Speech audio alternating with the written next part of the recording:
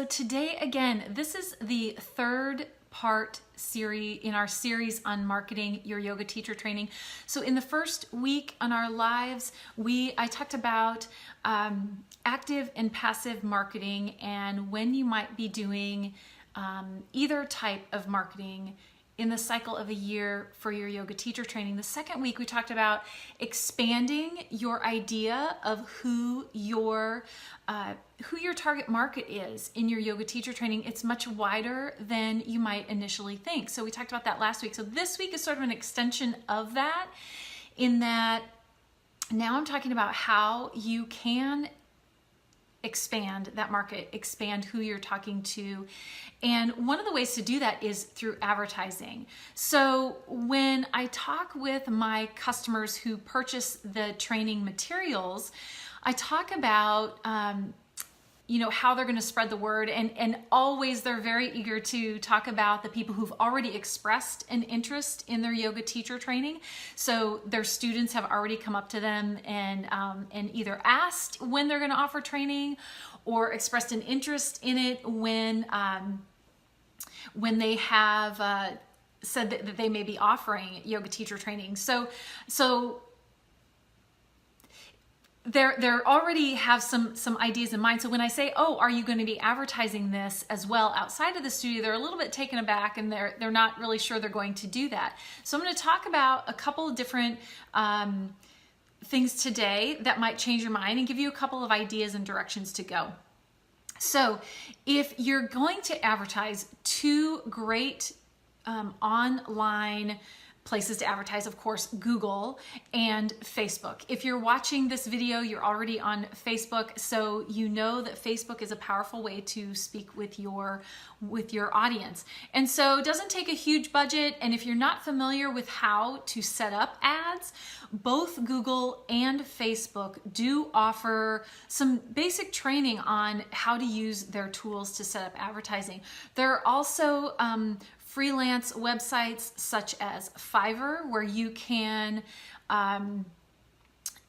get help for people who already know how to do it, already know the ins and outs of setting up ads, and can help you set up ads, and you can hire them to do those things for a reasonable rate.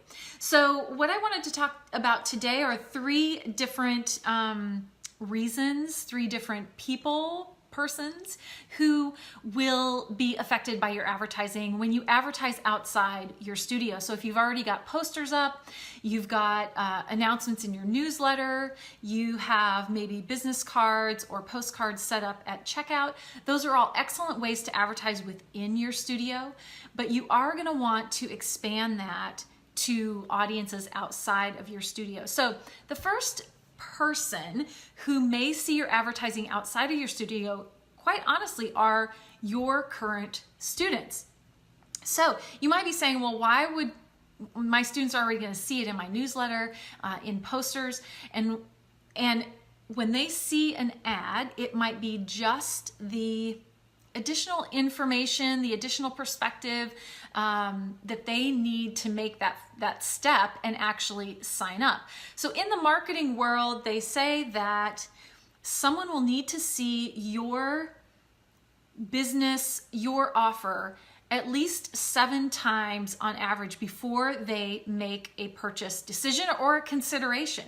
And so while someone at your studio may be seeing your posters, that ad that they see on Facebook or Google may be just the thing that they need in order to make that decision to sign up. So certainly your current students are going to see your advertising on Google if they're searching for yoga teacher training, or Facebook in their feed. So they will see those.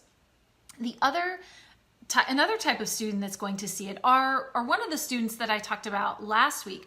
These are folks who may be living in your geographic area, but for whatever reason, go to and attend the regular classes at a different studio. That studio may be closer to their work, or perhaps it's a studio that's 10 minutes the other direction from your studio, and they just were more aware of that studio at the time. And when it comes to yoga teacher training, the teacher training at their home studio may not fit their schedule, may not fit their needs, may not be structured the way they would be interested in taking yoga teacher training. And so they begin searching for another option and will come up against your yoga teacher training. When you set up your advertising in Google or Facebook, one of the things you can do is limit your geographic area and certainly add in, you are interested in your ads reaching people who are interested in yoga.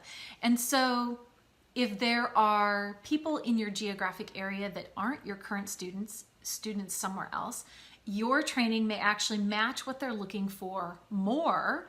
And so your ads would be a way for them to find out about you and what you're doing with your training. So important to reach that extended audience that way. And then your ads will also reach people who may be a little further from you geographically. Again, not your regular students, but maybe someone who is looking for something very specific in their training, whether that's timing or budgeting or something in your advertising that connects with them. Again, they may be willing to drive a little further to your studio for yoga teacher training because it's not an ongoing year after year class for them. It's going to be a much shorter time frame, and they're willing to drive outside or a little bit further to come to your training. So you're going to reach a much wider audience. So another question you might be asking is, why do I need to do this if I've already got 5 or 6 or 10 people from my studio interested in my upcoming session? Once you put down dates, some of those folks will not be able to make it. If you plan to offer yoga teacher training year after year after year, creating an advertising campaign and an advertising sort of method of your own sort of practices around advertising your yoga teacher training, in the long run, you are going to create a much more solid program for your yoga business.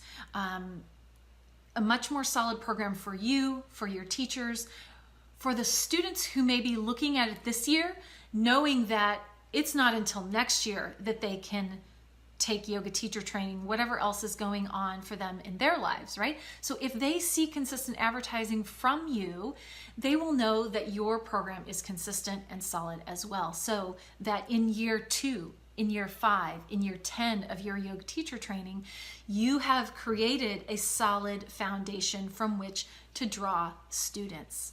So I hope this is helpful. I hope this helps you see sort of maybe outside the box around advertising for your yoga teacher training using those tools such as Google and Facebook ads to create a heightened sense of awareness about your yoga teacher training. So that's all for this week's topic. The next couple weeks I'm really excited about. Next week is week 4, and we're going to be talking about using content in your advertising and as a marketing tool. So I'm really excited to share that with you. And then week 5, because we've got 5 Tuesdays in October, we're going to start talking about sort of a topic that's tangent to marketing, definitely will feed into your marketing, and is very important as it relates to your training and the trainings going on around you. So that's going to be week 5, and we're going to continue that discussion in November. So I'm really excited to share those with you as well.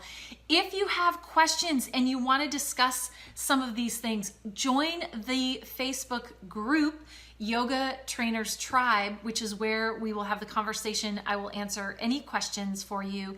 And of course, you can watch this. And if you see this video 2 days from now, no longer live, please post your question and I will be checking that for to answer any of your questions. All right, this is Julie Chavanaugh with Yoga Tree Consulting.